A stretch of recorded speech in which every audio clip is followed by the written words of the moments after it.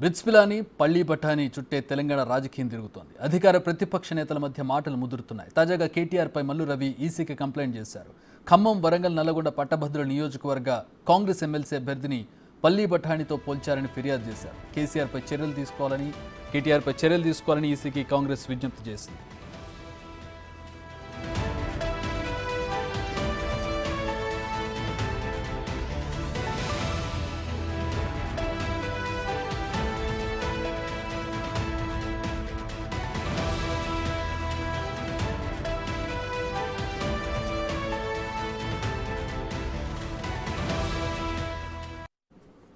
అయితే మా deputy bureau chief Sadiq మరిన్ని వివరాలు అందిస్తారు. సాదిక్, ఏమని ఫిర్యాదు చేశారు?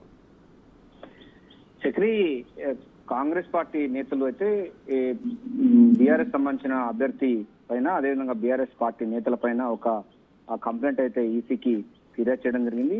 కాంగ్రెస్ పార్టీ అభ్యర్థి అయినటువంటి తీర్మానం మల్లన్నను పల్లి బఠానీ అన్న కేటీఆర్ వ్యాఖ్యలను తీవ్రంగా ఖండిస్తూ ఈ అంశం పైన కూడా వారి యొక్క నిరసన వ్యక్తం చేస్తూ చర్య తీసుకోవాలి. ఎందుకంటే వ్యక్తిగతమైన దూషణలు కానీ వ్యక్తిగతమైనటువంటి ప్రతిష్టను దిగదార్చే విధంగా మాట్లాడిన వారిపైన చర్య తీసుకోవాలని కాంగ్రెస్ పార్టీ వైస్ ప్రెసిడెంట్ గా ఉన్నటువంటి అదేవిధంగా నాగర్ కర్నూలు కాంగ్రెస్ పార్టీ అభ్యర్థి మల్లు రవి కొద్దిసేపు క్రితమే ఈసీకి కంప్లైంట్ ఇవ్వడం జరిగింది. తీర్మానం మల్లన్న అన్నిటికీ అర్హుడైనటువంటి వ్యక్తి, ప్రతి వారు కూడా ఎన్నికల్లో పోటీ చేయడానికి ఆస్కారం ఉంటుంది. కానీ వారి ప్రతిష్టను దిగదార్చే విధంగా, పార్టీని దిగదార్చే విధంగా మాట్లాడినట్టు కేటీఆర్ పైన చర్య తీసుకోవాలని కూడా వారు కంప్లైంట్ ఇవ్వడం జరిగింది. వెంటనే కేటీఆర్ ఆయన మాటలు విత్డ్రా చేసుకోవాలని కూడా డిమాండ్ చేశారు. కేటీఆర్ మాటలపై ఎలక్షన్ కమిషన్ కు ఫిర్యాదు చేయడం జరిగింది. ఈసీ వెంటనే ఆయనపై చర్య తీసుకోవాలి అని చెప్పారు.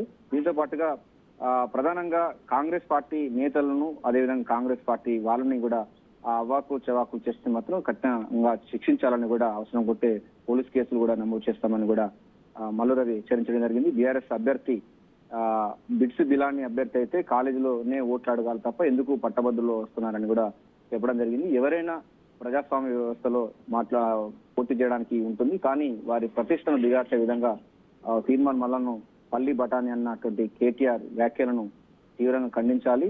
పట్టభద్రులు ఈ విషయాన్ని గ్రహించాల్సిందిగా కూడా వాళ్ళు విజ్ఞప్తి చేయడం జరిగింది. ఈ అంశం పైన కేటీఆర్ చేసినటువంటి అవాంఛనీయమైనటువంటి, అదేవిధంగా అసభ్య సంబంధించిన పదజాలంపైన ఆయన పైన చర్య తీసుకోవాలని కూడా డిమాండ్ చేయడం జరిగింది. అంటే దీనిపైన పూర్తి స్థాయిలో కూడా రిపోర్ట్ తీసుకున్న తర్వాత చర్య తీసుకుంటామని కూడా ఈసీ చెప్పినట్టుగా అయితే మనకు మల్లు రవి వర్గాలు చెప్తున్నాయి.